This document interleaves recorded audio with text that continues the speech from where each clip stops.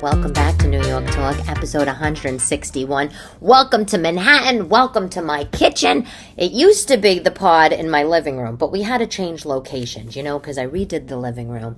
It used to be a dark blue, a gorgeous blue, and everything was blue.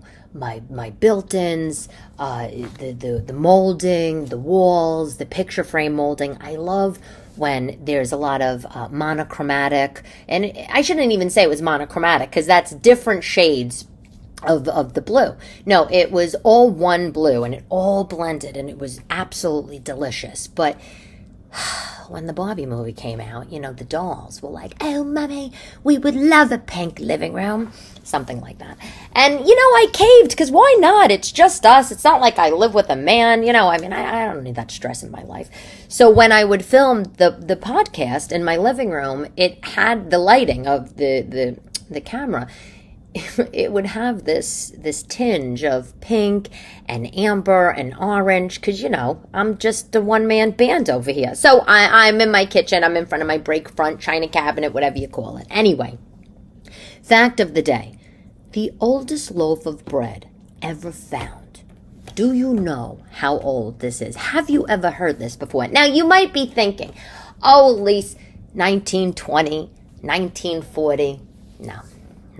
The oldest loaf of bread that was found, 79 AD. 79 AD. It was found in Italy. It's called Panis Quadris. I'm probably saying this wrong, but basically what happened, and you could Google this. At this time, Mount Vesuvius erupted, and it buried. It erupted, and the ash, buried everything, and a team of scientists were out there, one day, and they found this old loaf of bread, right, in the volcanic ash, and it's called a carbonized loaf of bread. That's literally what it is. I'm looking at it right now. They were, at the time, what people were making, they were making these large, round sourdough breads, and they were cut into 8 pieces, and they had a hole at the center of the loaf, and they would identify the bread with a stamp before they would bake it, right? And they would have cord tied around, and basically when the scientists found this bread, it was in perfect shape, perfect form. I'm telling you, Google this. Google oldest loaf of bread, 79 AD. You're going to die when you see it. You really are. There's certain things I say you're going to die. No, this you're going to die. I can't even fathom this, but basically, let me say, I was like, what kind of bread is this? So it's sourdough. All right. Was that what they were eating then? And it inside the bread, it was made up of parsley and various seeds, nigella, poppy, sesame, fennel. Stunning. What I don't know, what I would love to know is this, where is this bread right now? It must be on display somewhere. The oldest loaf of bread. I love that. And I love that it was found in Italy. Is that not amazing? Anyway. I've been gone. Thank you. Thank you for sticking with me, and thank you for listening, I should say. Thank you. I love my listeners, and I need to grow the listenership, obviously. We always talk about that. Leave me a review on Apple Podcasts while you're at it. But I was away. I took some time off. I was in Florida for my oldest daughter's, her 10th birthday, and we were in Delray and Boca, and it was absolutely fabulous. We had an amazing time. I posted on social our trip, and one of the nights we were there, we were out on the main drag in Delray at a restaurant, great restaurant, Tremonti. I don't know if you know it, an Italian place. And it's based off of one of the restaurants down on Mulberry Street, so it has a very New York feel. And, I'm sitting at the table, and I'm seeing all these gorgeous women walk by. I mean, stunning. These Florida women, they're gorgeous. And they weren't young girls, which I loved.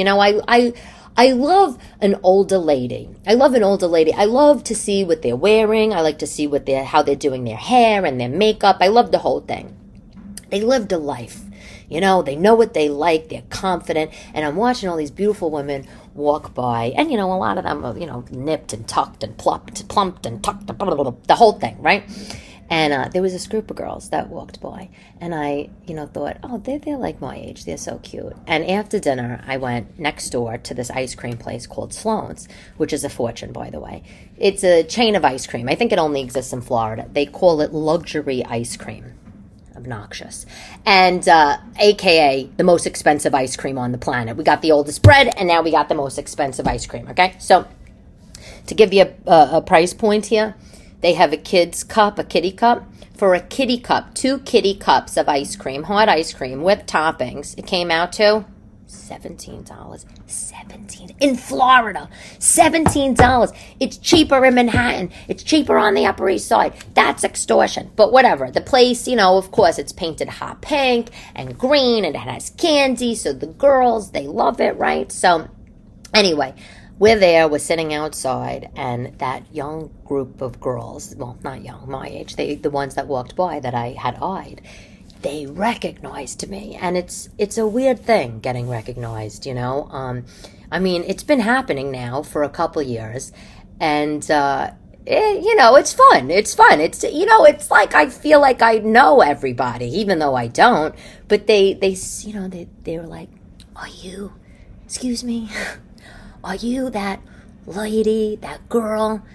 She's a comedian. You're a comedian. If you're social, what that's a?" And and I'm like, "Yeah, that's me." So we were talking. And one of the things I didn't ask them was restaurant recommendations. But, when I do run into people, I try to post it. I don't always have my phone with me, so I don't always get to post. And you guys gave me a lot of recommendations for restaurants, and they were fabulous. We did Tremonti, which came from a friend here in New York. We did Sloan's. We went to Rocco's Tacos, also in Delray, which was great. People were like, oh, it's good for lunch. We went for dinner. It was nice and affordable, which I like.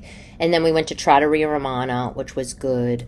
And there was other places that people recommended. Matteo's in Boca. And I'm trying to think. Damn it. I think this is the thing, maybe getting older. It just like zaps out of your brain. I can't remember, but it was great. We rented an Airbnb. And I would have maybe stayed at the Boca Beach Club, but I heard that they're under renovation. And the thing about staying in a hotel, which I mean, if you have kids, I think you have kids or grandkids, whatever, it just gets too ridiculously expensive. And I'm not even talking about the hotel prices today. The hotel prices are outrageous. They want, these days, they want $900, $1,200 a night for a room. They could keep it. And then you got to eat all your meals out. So when I do stay at a hotel, I like obviously like a condo kind of thing, but we got an Airbnb. And my thing when I do Airbnbs, I don't know if you do this, is I always get the ones, I go to that category that says guest favorites, I don't want to deal with anybody's Shonda mess, disgraziat in their house. I don't want to deal with that. I can't. So I like the guest favorites, and I read all the reviews, and that's how I pick. So we found this great house in Delray with a pool. It was on the water, like a little canal thing. We didn't have a boat, but you had a boat dock and everything. And it was perfect. And it was just a nice time for me to be able to give my girls like a big house to run around in and a nice pool to swim in. Here's the problem. There's always a problem. Okay, here's the problem. The master bathroom wasn't as clean as it should be. Okay? I have a problem with this. Everybody would have a problem with this. Okay, the master bed, let me just say, the master bed wasn't a firm mattress. It was bouncy. I don't need to be sleeping in a bounce house, okay? I don't need to be sleeping for a week plus in a bounce house. And then the sheets were scratchy. I don't need to be sleeping on, 99-cent sheets that are giving me hives every night. But you know what? I'll do it. I'll do it because it's for the kids and whatever. And I could deal. Come on. Like, I've slept on the floor before at the Jersey Shore throughout my 20s. They were in the Hamptons. I could deal with a bouncy mattress and scratchy sheets. But the bathroom... It looked, when I walked in, totally clean. It wasn't until a few days in, I noticed the bottom of the toilet bowl, the base, it was covered in like fur and like hair. And like it was, not a lot of hair, but like it was like caked on. It was like either they didn't have a guest for a month or two and it just like the whatever fur and dust and hair just got stuck on it.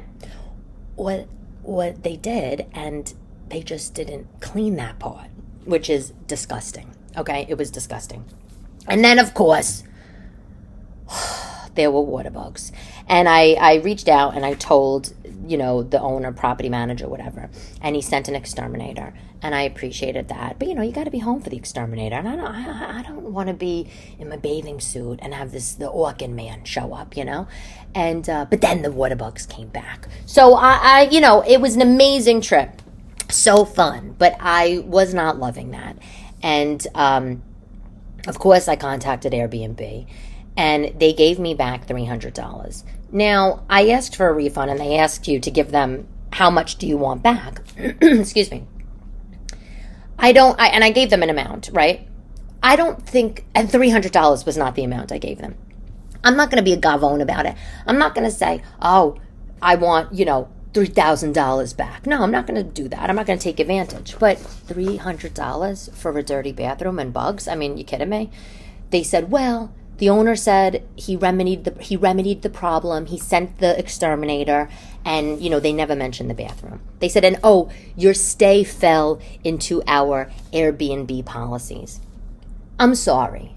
I tried to read the fine print, but do we really read all of the fine print these days? Do we know how much stuff that we have to consume on a daily basis? Am I reading? Does the fine print of Airbnb say if your bathroom's filthy, you're not going to get any a decent amount of money back? We're not going to do anything about it.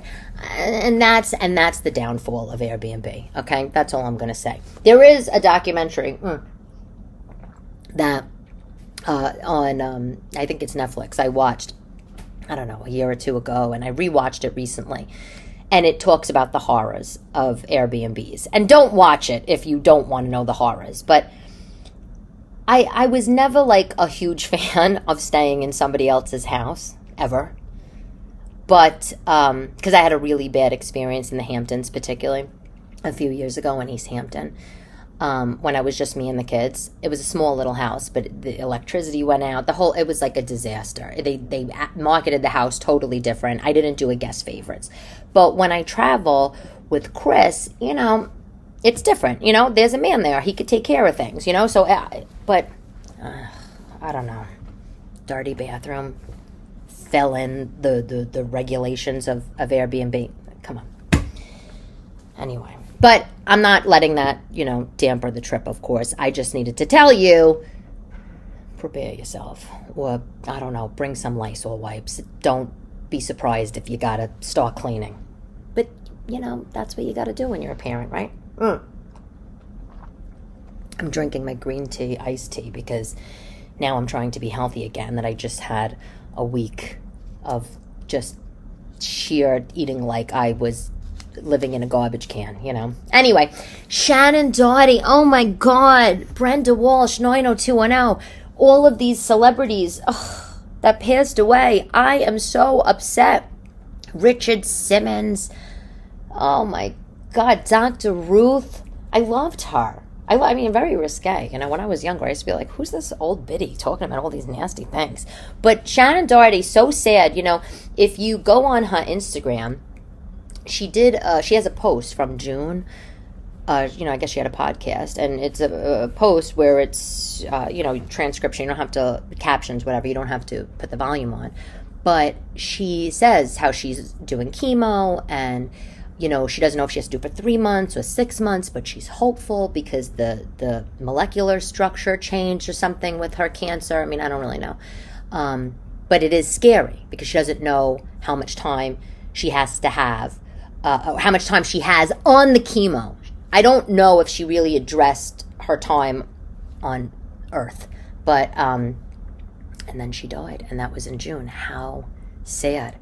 I read that she was in a horrible battle with her ex-husband about money and stuff like that. But the reason why I'm bringing this up, obviously because we love her, but it's because, you know what I read about her years ago, which I think is a great piece of advice. She said one of the best things she ever did in her early 20s was buy herself a house.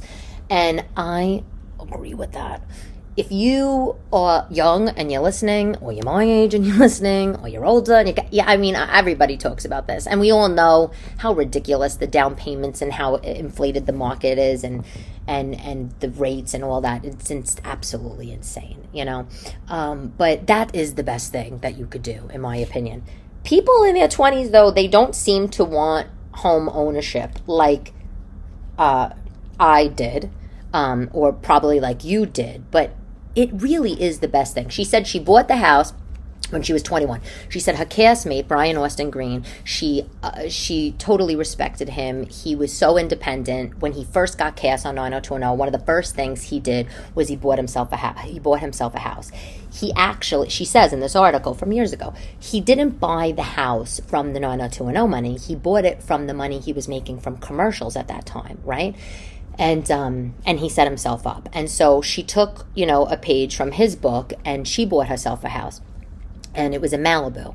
And she said, but it was so far from the studio that they were filming the show at that she wound up giving the house to her parents, or letting them live in it, whatever. And she started renting homes near the 90210 studio. And she then says in the article that was the worst thing that she did, because she spent so much money on renting and all this stuff. And, the peace of mind that you have when you own is another level, in my opinion. I mean, people say, well, a lot of the financial advisors, they say, well, it's, when they do the side-by-side comparison of the money that you spend on the down payment and the maintenance of the home and, your interest and all that versus renting, a lot of these people, they're saying it winds up to be cheaper to rent. I don't care. I still think that owning a home is peace of mind, especially if you have kids. You have to do whatever you have to do. My middle sister right now, she wants to get a house. I don't think she could find a house, and she wants to stay in a certain area. And all right, get over yourself. You got to get out of the area. Get out of the area, expand your horizons, look outside, think outside the box, downsize, find another place. Everybody's got to start somewhere. That's it. When I was in my 20s, my early 20s and even later 20s, I always lived in studio apartments in Manhattan. I always lived alone. I didn't want to share a kitchen with anybody else. I couldn't think of anything worse. Because I cook, and then I got to deal with somebody not cleaning the dishes. I mean, can you imagine someone's making their beef stir fry on the sink, and then they don't clean up, and you walk in, your whole house stinks, and you're doing this because you have a roomie. Yes, you got to do what you got to do. But I rather live in a smaller space, okay, with a cardboard box size refrigerator, okay? I rather live in that little thing than share a bigger apartment. That was my philosophy. But I never wanted to rent somewhere so nice that it was going to be nicer than what I was going to be able to afford. Now, Tooth and I, we wound up renting a place. We bought a place, and then we had to rent a place because I would need to be close to work and once we had the kids, and that was a thing. But I still regret that. I regret that time renting. Anyway, moving on. Just a thought. But actually, I'm not done on that thought. Like we all do. Zillow, Realtor.com, porn. When I was in Florida, I was looking at the houses in Boca and in Delray. I don't know a lot of towns in Florida and stuff. My mom's in Naples. I cannot believe how expensive it is down there. I am completely shocked. Priscilla, my girlfriend Priscilla, her mother bought a place in Boynton Beach, which I think is close to where I was. And maybe 10 minutes or something. When you look on Zillow, when I was on, I'm sitting at the pool, and I'm on Zillow, and I'm looking at the houses, and you scroll down on the listings, and it shows you this chart. It's like a line chart, like a stock chart, and it's like little ebbs, little bobs and weaves, little dips, 2017, 18, 19, and then you get to 2023 and 2024. 2024, it skyrockets. It skyrockets. The houses that were, $500,000 in 2023, they're now 1.2 in 2024. Like, I can't. And is it, I mean, we have the housing crisis. Is it because the market's so tight and people aren't letting go of their low mortgages? I mean, what is going to happen? So, I mean, while I say buying a house and all this kind of stuff, I mean, you do have to factor that in. Is it the right time? But moving on. On another celebrity note, you're gonna die. There's a lot of you're gonna die. I went to a spa. I hope I didn't tell you this already. I went to a spa like a month and a half ago, and in Manhattan, and I was getting a massage.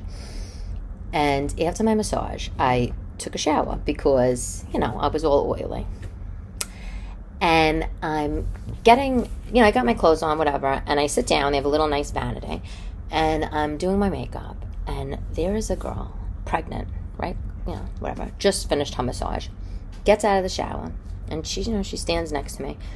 No one else in the locker room changing, whatever. She just totally derobes.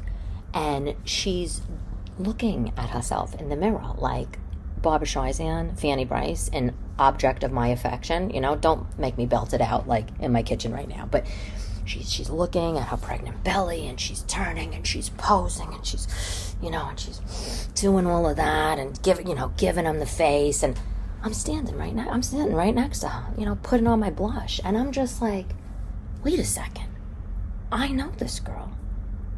I recognize this girl. And I'm like, when you know somebody, I'm like, who is she? Did I go to school with her? Did I work with her? Like, do I follow her online? Like, who is she? You're never going to believe this. I'm not going to tell you the name, because I'm not, like, creepy like that. She was a very popular character on Glee, okay? And I love her. And she's also a Barbara fanatic. I was dying. I am not somebody that, like, freaks out over celebrities. I don't care about celebrities. I'm just like, whatever. Like, I think they're people like us. I prefer more down-to-earth, normal people. If you're famous, great. If you're rich, great. Like, are you cool? Can we, like, go have a hamburger together? You can? Great. Like, then we're going to be besties. Like, I always say, if I make it big and I have to live in LA for some reason, like, Leah Remini, she's going to be my best friend. She also owns a diner. Like, that's the kind of girl that, like, I'm going to be friends with. That's it. Like, her and J-Lo. Like, J-Lo, move over in your jet. Mommy's coming on. Like, that's it. I don't eat, but I heard actually J-Lo, she's, anyway, no, I'm just kidding, Jennifer. I'm sure you're very lovely. But this girl was just totally loving herself in the mirror. Good for you and your big pregnant self. But it was crazy because, like, she's a famous girl and she's just totally naked. Just boobies out, no underpants on. I was like, okay, this is it. This is 2024. This is how we're doing it. We don't care. We do not care about who sees us naked anymore. And she was given the show. Okay, great. Moving on. I love that the Vatican had all those comedians there. Someone asked me at a show not too long ago, oh, Elyse, did you see all the comedians in Italy at the Vatican? I said, yeah, how amazing. They said, well, why weren't you there? I laughed in her face. I said, why wasn't I there? I said, I don't know. I would love to have been there. I would have gone in a heartbeat. But I would have sat in the back of the plane, like, next to the toilet. I would have rode on the wing. But I don't know if I'm there yet.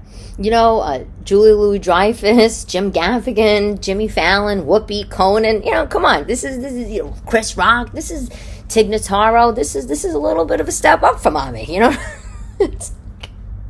Why wasn't I there? But you know what? It was a very nice comment, and I appreciate it. Oh my God, I look down at my top, and it's all, when your top's lopsided. I've been stepping into, I have a tank top on, and then like one of these like kind of like beach cover up kimonos that I wear as shirts because I hate shopping for shirts. And I look down and my whole tank is like just lopsided. Like not booby out, but almost. Anywho. Veau Dior. Do you know Veau Dior? A little restaurant talk for a sec. Means the golden calf in French. Historic French restaurant. Veau Dior was a very, very old French restaurant on the Upper East Side in New York City. In its heyday, the place to see and be seen. One of the places to see and be seen. Like a Luchow's, you know. Anywho, I went to Veau Dior. Well, let me say, it was on 60th, I think in Lex. And I went to Veau Dior on a date with this horrible guy, but years ago. And that's a whole nother thing. Oh, God, just awful. But anyway, he asked me where I wanted to go for dinner because he was picking the restaurants a lot. And I didn't I didn't like the restaurants he was picking, you know? And so he said, well, I remember him saying, well, where would you want to go? And I said, oh, you know, there's this French restaurant I would love to go to. I've always wanted to go. It's on my list. It's called Veau Dior. And he, was like, okay. You know, and we went, and I got there first, which, of course, did I get there first? I can't remember, but I think I did. And that immediately annoyed me, but that's fine. Get there first. Please arrive before the woman. Just a thought. Anyway, and do you know who was... And let me say this. I walk into the restaurant, and it smells dusty and musty, just like an old French haunt would. And do you know who was sitting at the bar? Place was empty. It was early. Probably because he couldn't get a reservation, at a normal time. But also another reason it didn't work out. The whole thing didn't work out with this guy. Who was sitting at the bar? Tony Bennett. Could you die? I told you it's a lot of could you dies today. Tony Bennett. This was years ago, but he was old, and the eyes, you know, when you get old, they were glassy, and he had a yellow ring around his eye, you know, and he was sitting at the end of the bar, which was close to the ladies' room. And the place was empty, you know, and he's talking to the bartender, just having a drink. It was a quintessential New York moment. These are the moments I love. I live for. This is why I've lived in this city forever. So, what am I going to do? What am I going to do? Tony Bennett, living legend, just sitting at the bar in an empty restaurant. Veau Dior. And so, I, saunter my way up to the bar.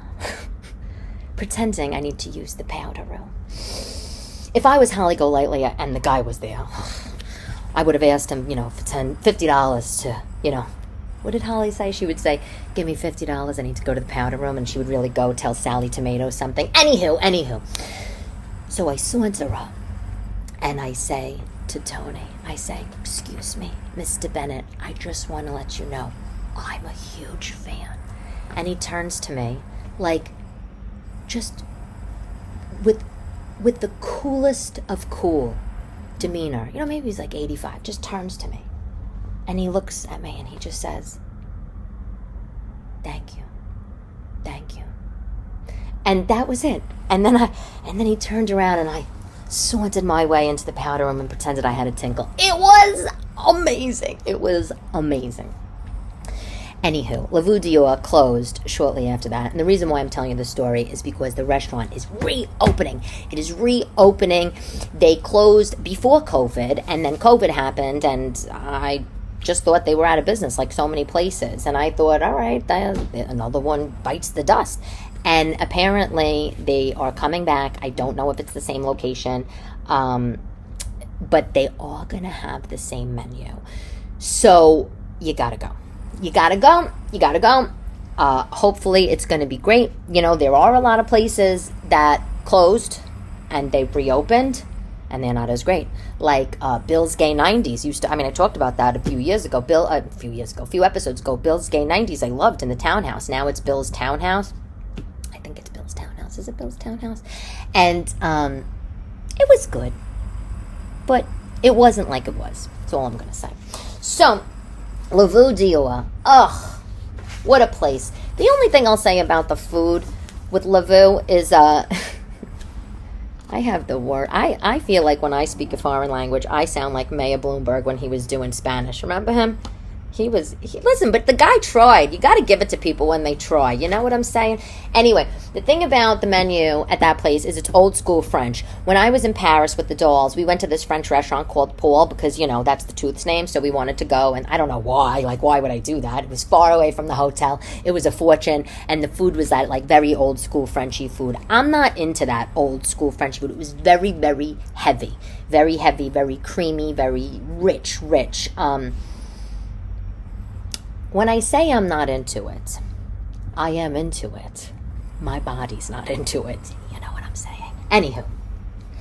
I'm really excited about that. I am going to have another visit when they open. No idea when that's going to happen. Crazy, though. This city's just crazy. I read an article, was it yesterday or the day before? No, it wasn't even an article. It was like a Facebook group. It was a Facebook group of women in the city, and some girl said she was on the Upper East Side on 3rd Avenue. I think she was like in the low 90s, and she was texting on her phone, and some guy on a moped drove by and just grabbed the phone just out of her hands. That was it. And she was posting on this thing to say, hey, ladies, just so you know, this happened. Be watchful when you're, on the phone walking and, mind your surroundings and all that kind of stuff. So, I walk and talk and do videos, but, God, it's hard. It's hard. Listen, it's very tempting. It's very tempting for me to say at this time in my life, oh, God, maybe it's time to leave the city. Maybe it's time to get a house. I saw how much fun the girls had, with the pool. Maybe it's time. I don't want to do that. I work here. This is what I know. I mean, where am I going to go? I mean, my mother, she moved, text like a month ago, 2 months ago. We're officially Floridians. It's like, who knew you were moving to Florida, you nut job, And that's it. She's in Naples. She's officially a Naples resident, which, let me say, in terms of Naples versus the east coast of Florida, Naples on the Gulf and Boca del Rey, whatever, So what do I like better? A friend was asking me, Naples is gorgeous. The beaches are beautiful there, and it's nice. The thing with Naples is it's the population is old. I feel like it's just a lot of old people. My aunt, my mother's sister, she went down to visit my mom, and she sent me a picture from the airport. It was like 40 people online for JetBlue in wheelchairs and walkers. Like, that's come on, whatever. On the other coast, it's younger. It's more, I feel like it's also more of my people. The Naples side is more Midwest, but the East Coast side is more expensive. Of course, it's more expensive. Of course. Ugh. Anywho, if you want to see comedy, BTW, in New York City, not at one of the big clubs. I did a show in Long Island City like last month, and I'm telling you because it's a really cool space and it's something different to do. My friend runs it, and no, he didn't ask me to like shout out. I just want to because it's super cool. He has this thing, it's called, I wrote it down, Nice One Comedy Show. It's niceonecomedy.com. By the way, if you hear a jackhammer, okay, in the background, just ignore that. Clearly, there's construction on the street. But it's niceonecomedy.com. It's in Long Island City. He runs this show. He runs it out of an art gallery. So the guy who runs it's a guy, Mike Lee. He's a fellow comic. He's been doing comedy around the same length of time that I have, which is 7-8 years now. And he's a nice guy. He's an ER nurse, and he's a triplet, and adopted triplet, and he's a nice guy. And so he runs this show at an art gallery. But why I'm telling you is because after I did my spot there, because that's what we do as stand-ups. We just run around to the little clubs and do short spots, 10-minute sets, 15-minute sets, 20-minute sets, because when we go on the road, that's where we do the long sets, 45 minutes an hour, whatever. So we practice doing these short sets. It's like our gym, right? So around the corner from his art gallery, there was this really cool bar. It's called Fifth Hammer. It was like a garage. It was like an automotive garage, car garage, and it was like the coolest thing. It was divey, it was grungy, the garage door was open. I saw like lots of just crap in the back, and there was like these barrels that acted as tables, and people were just sitting on them, and on stools, having drinks, having a great time. And I love places like that, and all dotted around where this gallery is. You got to be careful, because Long Island City is like, it's some blocks are beautiful, and then other blocks are not so beautiful. There's a lot of breweries there, and it's young and it's cool, and it reminds me of the meatpacking district like 20 years ago, when all that was around was like Florent and Hogs and Heifers and Western beef. I don't know if Long Island City's ever going to like become the meatpacking district, because it's still Long Island City, but I'm sure people said that, about the meatpacking district. But it was really cool. There was another place too, Rockaway Brewing Company, very indie, very alt, just cool. I loved it. I loved it. And if you're listening, you're like, yeah, Elyse, Long Island City's been a thing for like 7 years, 10 years now. Yeah, no shit. I know, okay? I know it has. I'm just telling you, if you want something to do that's a little off the beaten path, a lot of people produce comedy shows. I'm not one of them. I tried for like a minute, and it was so stressful. Booking the comics, getting the space, dealing with mics and lighting and sound and tickets. I was like, I'll perform on your show. I'm not producing a show. No, thank you. So a lot of comics, they do produce shows, and they don't really, like us comics, we know about them, but they don't know, the general public never really finds out about them for whatever reason. It costs money to advertise and stuff. So anywho, update on my tang hulu. Remember I told you I was making tang hulu with the girls? Asian dessert. Oh my God. It was so fun to make, and it was so easy, and you got to do it. I read you the recipe like our last pod or something, and it's just easy. All you basically do is like you boil water and sugar, and you just keep it boiling, like at a low boil. You wait until the sugar turns like an amber color. Really look up the recipe. This is from my memory. But once it turns an amber color, you have these fruit kebabs. We used green grapes. We put green grapes on a kebab stick, and I did it. And I very quickly rolled the kebab stick, the tip of the stick, into the amber colored sugar, pulled it out, and I let it cool for like 30 seconds on a plate. And the grape, the sugar on top of the grape gets crazy hard, just like a candy apple. I'm sure this is how they make the candy apples. Gets crazy hard, just like a candy apple. And when you bite into the grape, it's, you're really biting through this sugar layer, and it's fun to eat. It is not healthy. This is not a healthy thing. But I will say, if I made some mistakes, if you are trying tang hulu, which is, again, really fun to make, even with your girlfriends, one night, do something fun, have cocktails at your house, make a tang hulu. Who doesn't want a Chinese dessert? It's better than fortune cookies and oranges, to be honest. It's more fun. But if you do it, if you don't wait until it's amber and you roll the kebab stick, the fruit is going to be tacky and sticky. If the fruit is tacky and sticky, the sugar water did not boil enough. It has to be an amber color. But, the second it turns that amber color, it has the chance of burning. So, you got to really watch it and be there, like, AKA stand over it. Really, really fun. Of course, I was like, I'm making everything tang hulu now, which is ridiculous. I am not. But the girls, they loved it. I am pleased to tell you, I am in a Japanese phase, a Japanese cooking phase. I know, you're like, she's nuts. She's totally nuts. I did keto for 5.5 months. It was great. I lost weight. I felt good. I still feel good. I also went to the gym, and still go to the gym, of course.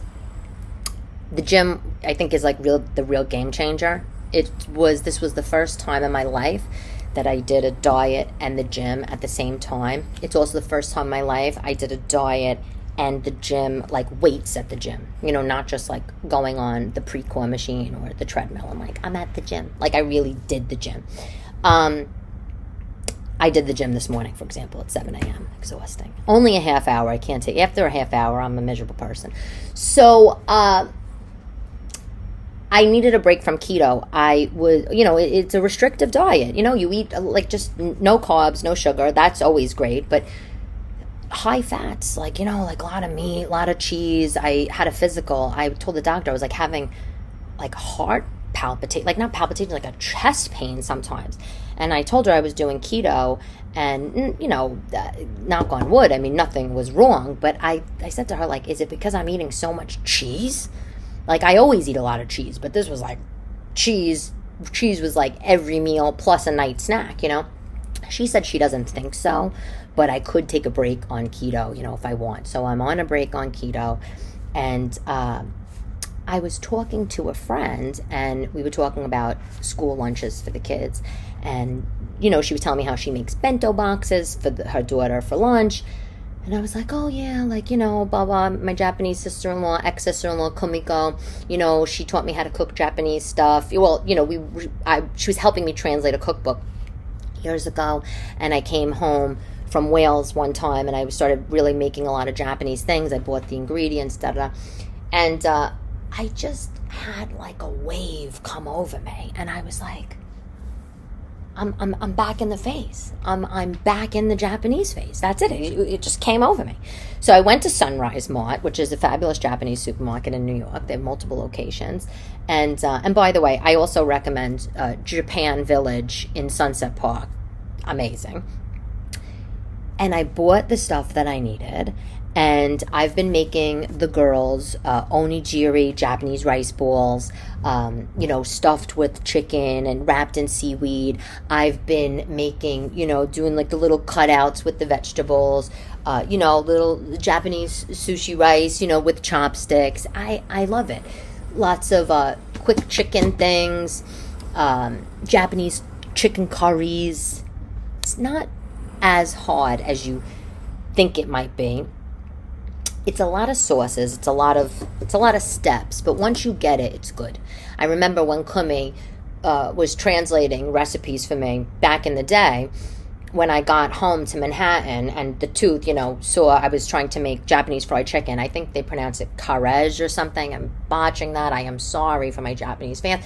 And the cleanup was ridiculous. It was like 47 pans and 79 bowls. It was too much. But this time, it's going well. I should film some of it. I don't ever know if people would find that interesting. I mean, Chris has seen me do it, of course, because he eats over, and he's like, "What are you doing?" And I got the rice maker. It's great. It's great, and I love it. And I love international cooking. It's part of my DNA. I can't deny myself of that. Don't get me wrong. I love Italian food. And, Italians, we like Italian restaurants, right? Like, growing up, all I went to was, like, Italian and Chinese. That was it. Italian, Chinese, and 6 Foot Heroes. That's, like, all we did. But as an adult, once I should say, when I was in college, when I lived in Italy, I lived a semester abroad, and I traveled to all these other countries. I was picking up cookbooks from everywhere. Belgium, Germany, Spain, all these cookbooks. And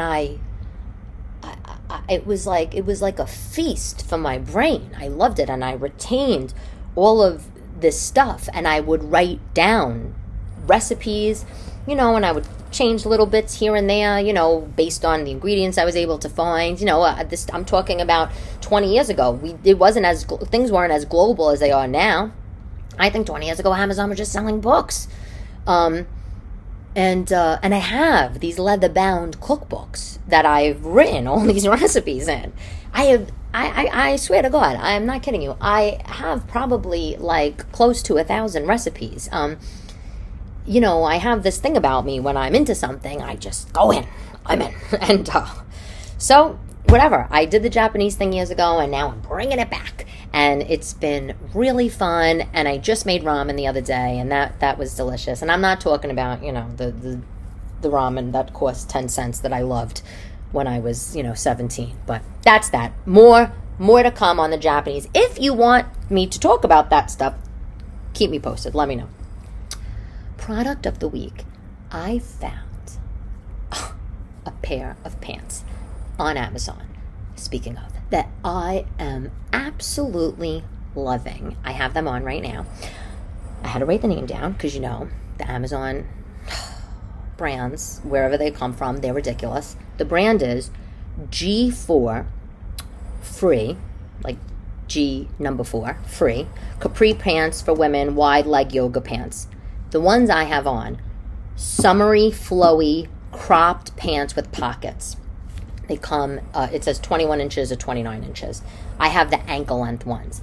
They are house pants, running around, yoga pants, wide leg, have the pockets, thick waistband. Let me see, how thick is this? It's like a 3-inch waistband, okay? They come up, they like kind of come up to your belly button.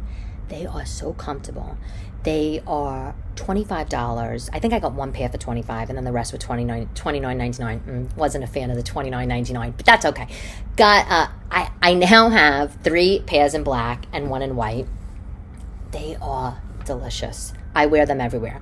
With a flat sandal. I've worn them with a wedge. I wear them all over Florida. I mean, just so comfortable, and you can't beat that price. I'm sorry. You go into Lululemon, or what's the store? Aloe. I can't. I follow, some of the Kardashians on Instagram. They're wearing Aloe. I went into the store in Soho. It's like $150 for a pair of pants I could find on give me an F. Just give me Fs. Give me Fs. Give me Fs and give me breaks. Okay? I can't do it. So I recommend G4 Free capri pants. The ones I have, they also have this little slit at the ankle. Those are the ones I like. Oh, and by the way, totally can wear them for work or like a dressy thing. Nobody would ever know. Like literally ever know. Okay. Quote of the day by Elbert Hubbard. Don't take life too seriously. You'll never get out of it alive. I'm Elyse DeLucci. This has been New York Talk, episode 161. Love to love you, baby.